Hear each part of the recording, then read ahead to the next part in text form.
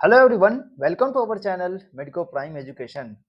आज के वीडियो में मैं आपको बताने वाला हूं कि कितने मार्क्स पे आपको किस तरीके का काउंसलिंग करना चाहिए। एमबीबीएस का कट ऑफ क्या जाने वाला है, ठीक है। बीडीएस का कट ऑफ, आयुष का कट ऑफ एंड बीवीएससी जो वेटरनरी है उसका कट ऑफ क्या जाने वाला है, ठीक है। अपार्ट ऑफ दैट आपको एमबीबीएस नहीं मिलता है तो आप ये सारा फील्ड भी आप ट्राई कर सकते हैं, ठीक है। तो उसके लिए मैं आपको टोटल चीज बताऊंगा, ए टू जेड काउंसलिंग से रिलेटेड तीनों का काउंसलिंग बताऊंगा। एमसीसी को आपको पता है कि एमसीसी का जो काउंसलिंग होता है वो आपका ऑल इंडिया कोटा के लिए एमसीसी ही कराते हैं, मतलब वही ऑल इंडिया कोटा का काउंसलिंग। जिसको एमबीबीएस और बीडीएस अगर चाहिए, फिर कुछ कॉलेजेस होते हैं नर्सिंग के लिए, उसका भी काउंसलिंग एमसीसी ही कराती है। ये काउंसलिंग में ये चीज मैं बस ऑल इंडिया कोटा के लिए बात करूंगा, जो कि रिजर्व होती है सिर्फ 15% सीटों पे। जितने भी कॉलेजेस होती है उसकी 15% सीटों के लिए जो ऑल इंडिया काउंसलिंग होती है वो रिजर्व करके और यहाँ पर मैं काउंसलिंग कराती है, ठीक है। उससे रिलेटेड मैं आपको कट ऑफ के बारे में बताऊंगा, ठीक है। पूरे वीडियो को देखना अच्छे से। एक भी चीज अगर गलती हुई तो तुम अगर खुद से काउंसलिंग कर रहे हो तो उस चीज में आपको प्रॉब्लम होगी, ठीक है। अगर कोई भी पर्सनल या फिर पेड काउंसलिंग से रिलेटेड आपको डिटेल चाहिए तो आप हमारे दिए गए व्हाट्सएप पे आप कांटेक्ट करें। इसमें आपको मिनिमम कॉस्ट पे आपको काउंसलिंग से रिलेटेड हेल्प आपको कर दी जाएगी, ठीक है।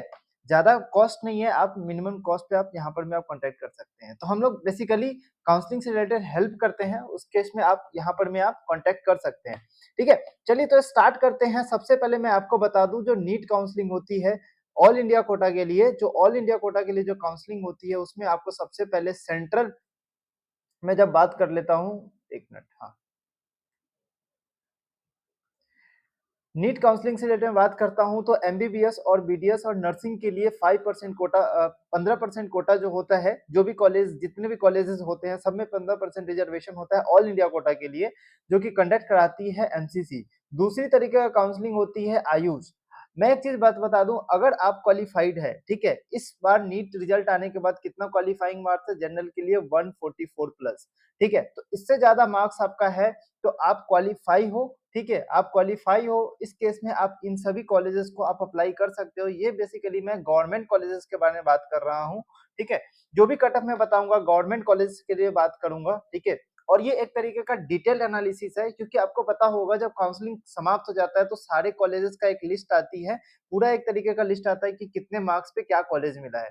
उसको ऑब्जर्व करके मैं ये सारा डिटेल आपको डिस्कस कर रहा हूँ। तो ये चीज आप अपना ध्यान रखना कि किस तरीके से आपको चॉइस फिलिंग करनी है, ठीक है।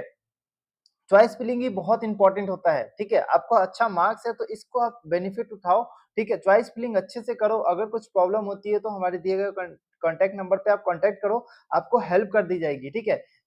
इतना अच्छा मार्क्स हर टाइम नहीं आता, ठीक है।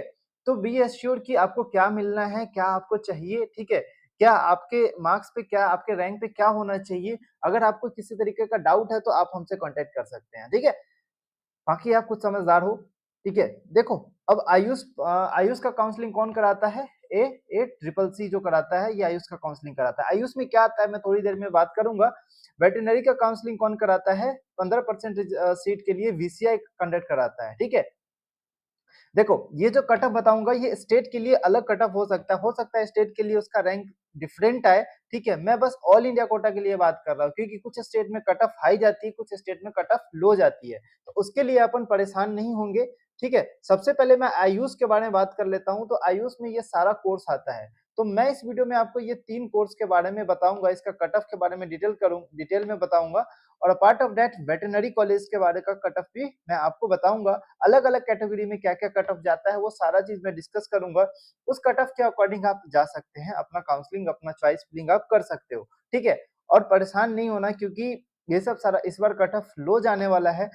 मेरा पहला भी वीडियो आप देख सकते हैं, ठीक है। इससे पहले वाले में जिससे मैं कट ऑफ बताया था एग्जैक्टली कुछ थोड़ा सा 10-15 मार्क्स आगे पीछे हुआ है, बाकी वही कट ऑफ है जो मैंने पहले बताया था, और सेम कट ऑफ अभी जो आके आ रहा है, ठीक है। तो भरोसा करो, एकदम अच्छा तरीके से मैं आपको बता रहा हूँ, ठीक है। चलो सबसे पहले देखते हैं बीएमएस। बीएमएस एक तरह का आयुर्वेदिक कॉलेज के लिए एडमिशन के लिए यहाँ पर में कोर्स होता है। जैसे एमबीबीएस होता है वैसे बीएमएस होता है, ठीक है। उसी तरीके से आयुर्वेदिक में आपको जाना है तो आप बीएमएस के लिए आप अप्लाई कर सकते हो, ठीक है। बीएनवाईएस में आपको नेचुरोपैथी और यौगिक जो साइंस होता है उसके लिए आप अप्लाई कर सकते हो। बीयूएमएस में यूनानी के लिए आप जा सकते हो, ठीक है। बीएसएमएस में सीधा सीधा इसमें पढ़ाई करते हैं, बैचलर ऑफ सिद्धा मेडिकल साइंस इसका फुल फॉर्म होता है। Homoeopathy, bachelor of homoeopathy medical science, तो इसका ये फुल फॉर्म होता है। सिद्धा के लिए कंडीशन होना चाहिए कि आपको तमिल 10th क्लास 10th में आपको तमिल होना चाहिए, ठीक है। तो वो अलग बातें हैं। हेमोपैथी के लिए बात करूंगा। Apart of that veterinary college के बारे में बात करूंगा। एक चीज मैं खास बात आपको बताता हूँ, इस सभी में वेटरनरी कॉलेज और बीडीएस का कट ऑफ थोड़ा सा हाई जाता है, ठीक है। एमबीबीएस से तो कम रहता है लेकिन थोड़ा सा हाई जाता है, ठीक है। अपार्ट ऑफ जितने आयुष के जितने भी कॉलेजेस हैं, ठीक है ना, उससे कट ऑफ हाई जाता है थोड़ा सा, बता रहा हूँ, ठीक है। अब आप देखो कि ये जो कट ऑफ है ना, ये जो टेबल आपको दिखा रहा हूँ, ये टेबल एक पूरा डिटेल एनालिसिस है, यहाँ पर मैं आपको दिख शो कर रहा हूँ, ठीक है।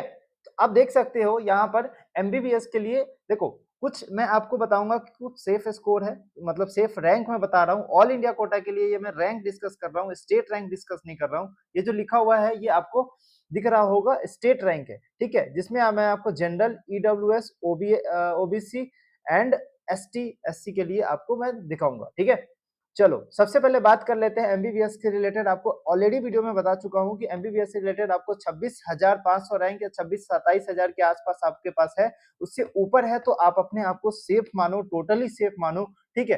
क्योंकि उस समय आपको कितना बताया था, इस समय आपको कितना बताया था, 526 प्लस आपका कट ऑफ जाने वाला है, ठीक है, मार्क्स के अकॉर्डिंग बात करें तो।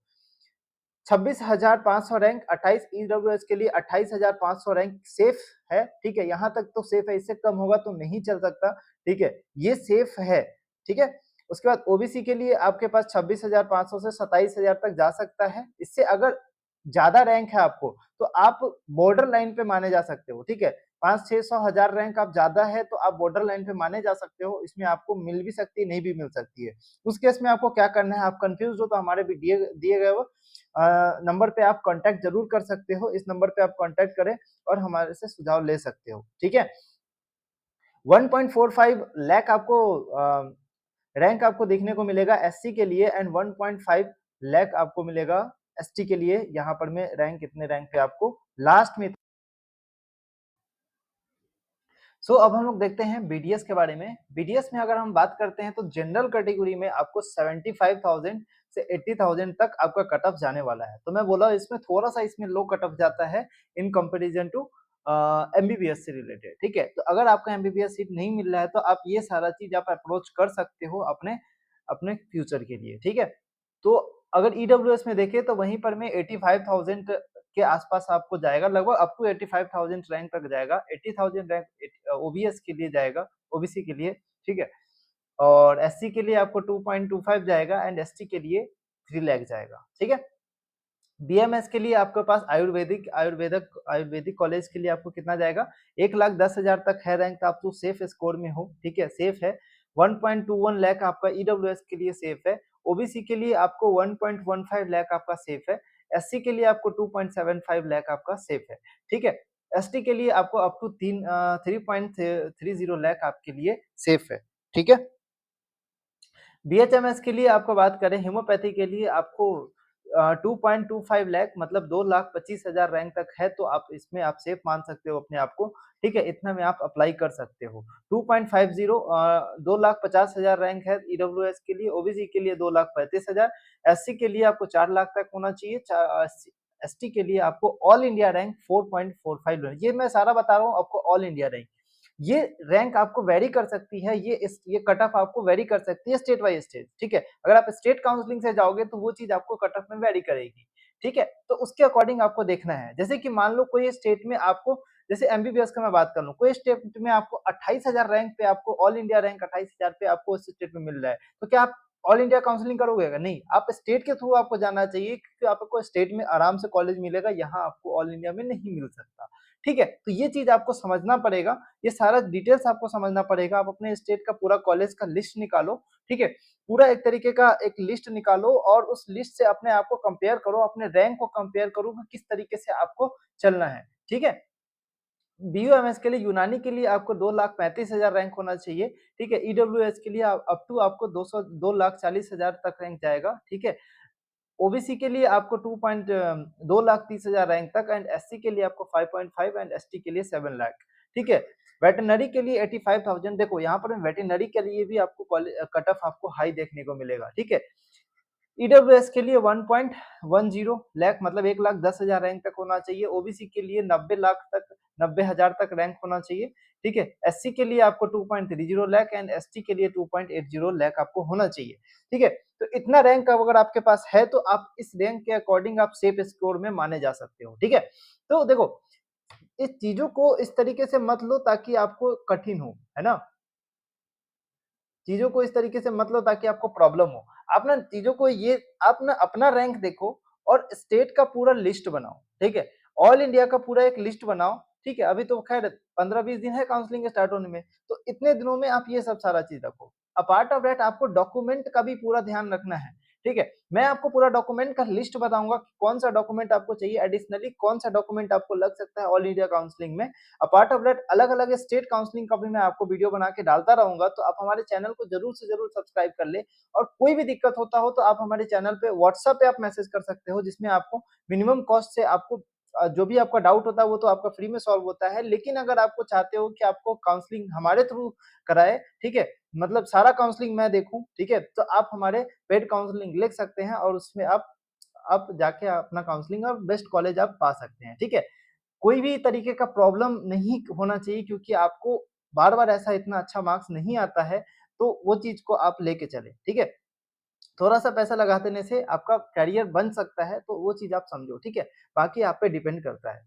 ठीक है, तो ये चीज़ बताना था मुझे इस वीडियो में जिसमें आपको डिटेल में कट ऑफ आपको डिस्कस करना था कि ये कट ऑफ अब जा सकता है, ठीक है? इससे अगर ऊपर है थोड़ा-सा 10-15 आगे-पीछे है 10,000 5,000 रैंक आगे-पीछे 1,000 रैंक 10,000 ज़्यादा बोल दिया, 1,000 रैंक आगे-पीछे है तो आप एक तरीके से बॉर्डर लाइन पे मान सकते हो खुद को, ठीक है? तो आपको किस तरीके से डिसीज़न लेना है, आपको एमबीबीएस में कैसे चलना है, आपको आयुष काउंसलिंग में कैसे पार्टिसिपेट करना है, अगर इतने सारे चीज़ में आपसे कन्फ्यूज़ हो तो आप हमसे ज़रूर कॉन्टैक्ट करो क्योंकि आपको बार-बार एक सीट आपको नहीं मिल सकती, ठीक है? आई होप आपको ये समझ आ गया होगा, बाकी आप चैनल को सब्सक्राइब कर लो, काउंसलिंग से रिलेटेड सारा डिटेल्स आपको इस चैनल पे आता रहेगा। Thank you so much.